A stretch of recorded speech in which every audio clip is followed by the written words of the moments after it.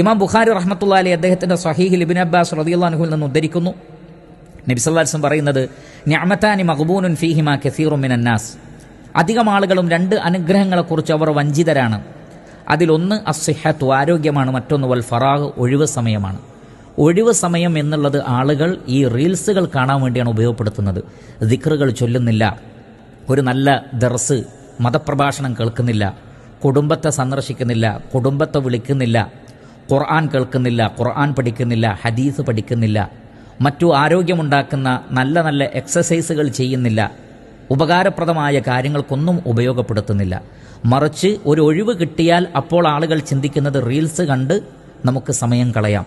മുമ്പൊക്കെ ഒരു 5 മിനിറ്റ് ഏതെങ്കിലും ഒരു കാര്യത്തിന് വേണ്ടി വെയിറ്റ് ചെയ്യേണ്ടി വരികയാണെങ്കിൽ ആളുകൾക്ക് വലിയ ഇടങ്ങാറായിരുന്നു. 5 മിനിറ്റൊക്കെ ഒരാൾക്ക് വേണ്ടി കാത്തു നിൽക്കുകയോ 2 മിനിറ്റൊക്കെ ഒരാൾക്ക് വേണ്ടി കാത്തു നിൽക്കുകയോ. എന്നാൽ ഇന്ന് മണിക്കൂറുകളോളം കാത്തു നിൽക്കാൻ ആളുകൾക്ക് പ്രശ്നമില്ല. എന്തുകൊണ്ടാണ്?